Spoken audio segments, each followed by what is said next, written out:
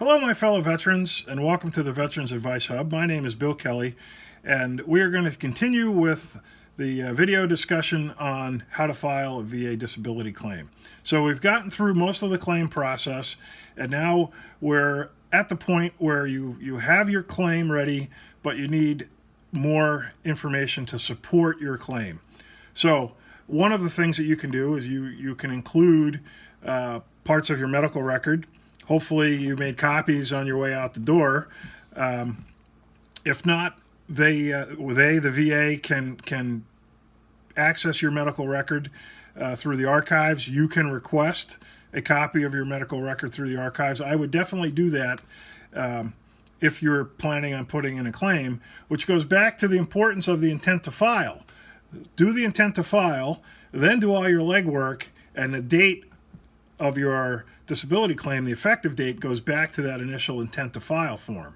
So this is type of thing that you're going to be pulling together while your intent to file is submitted, and you have a year to pull everything together.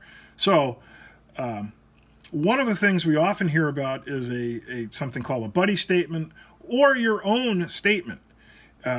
In order to submit a statement, you can do it two ways. You can do just a blank sheet of paper kind of written statement. Just at the bottom, you have to certify that is true and accurate to the best of your knowledge. And there are plenty of examples online for that. I'll have a link at the bottom of a good place to look. But if you want to use the form, and some people do, it's VA-4138 Statement in Support of a Claim form. You can look it up at va.gov, do it online, type everything in, print it up, sign it, and that's all you need.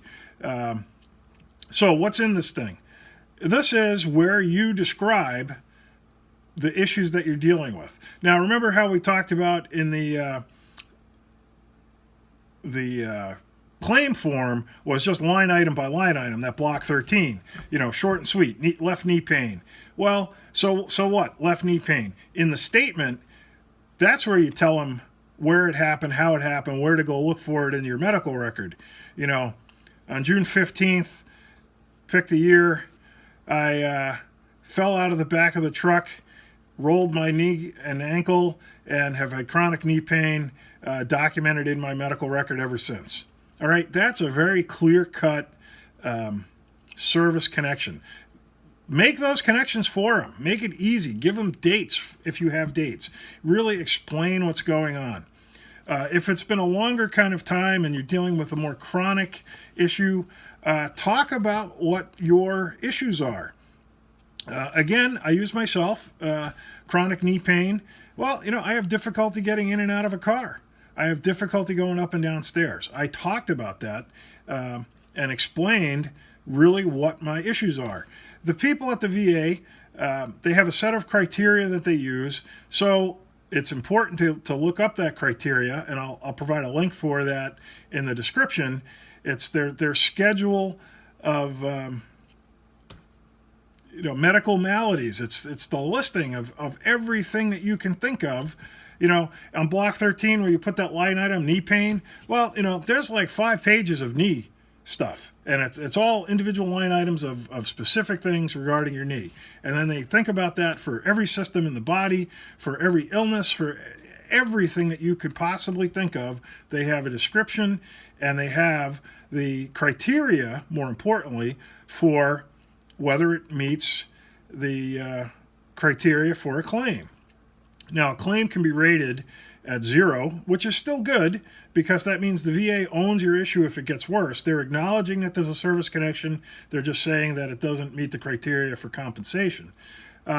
0, 10, 20, 30, all the way up through, in increments of 10, all the way up to 100% VA disability. So it's important to describe what is happening to you now, the impact, using the words that are in the description of the criteria. So I'll give you another very clear example. In the discussion about knee pain and knee issues, the difference between a 10% rating and a 20% rating was locking and popping of the joint.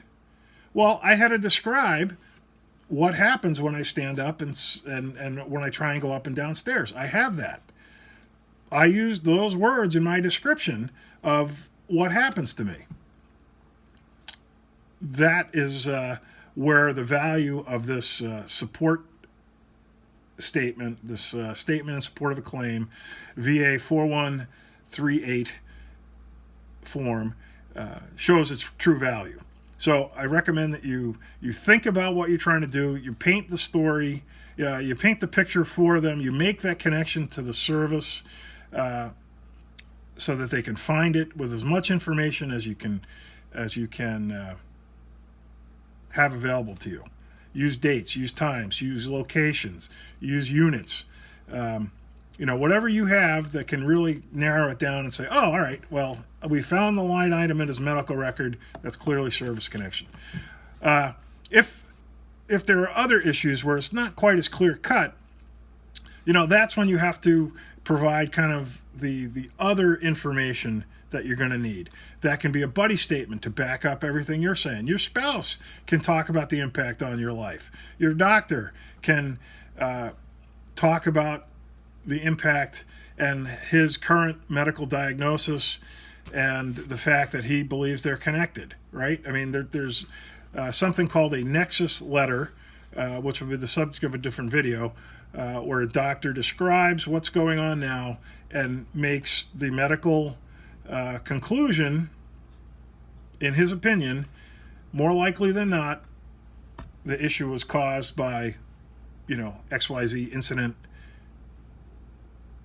documented in your service record.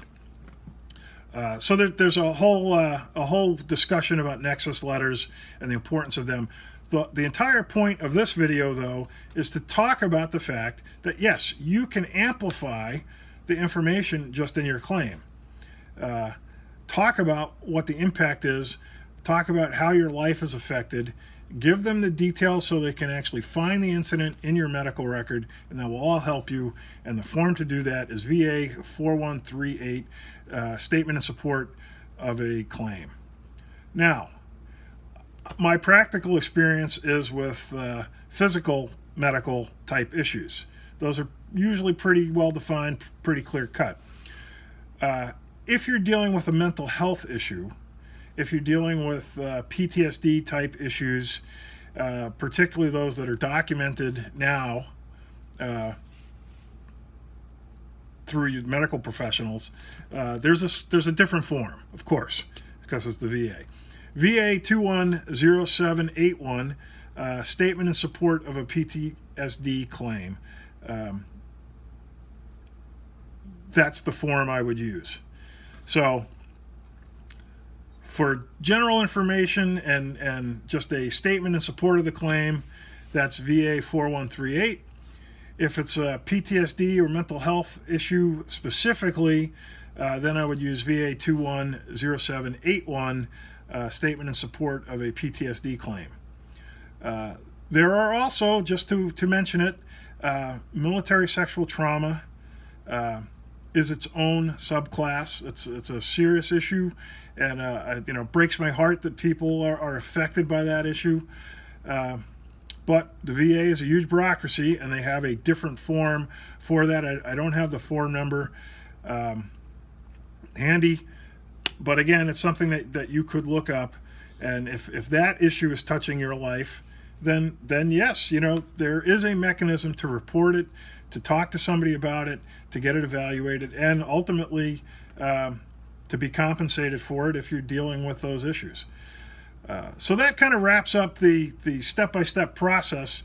And again, I say the reason you do this is because the impact on your life is there for the rest of your life. It's not stuff that you get better from. It's stuff that you just deal with and carry on with.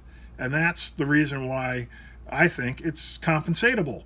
It's the government's acknowledgement of these issues and saying, yes, we used you hard, put you away wet, and now you're dealing with the consequences of that, and we're going to compensate you for it. So If you have questions, please post them.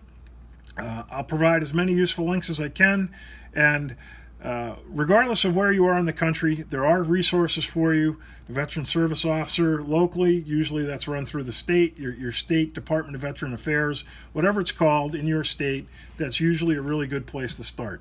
Another great place to start are volunteers for the large veteran organizations. VFW, Disabled American Veterans, American Legion, all have what we call post-service officers who are typically volunteers that help you kind of get started, get the paperwork going, get everything together, and get it submitted. I don't know about the other organizations, but the VFW also has full-time paid professional staff at each state, at the state level, that takes those claims and funnels them into the VA system. And if you designate them as a claimant's representative, they can track and interact with your claim while it's in process with the VA. So I hope you found these videos helpful, and good luck in your VA claim application process. If you have questions, please post them. I'll do my best to answer them. And again, thank you for your service, and have a great new year. Bye.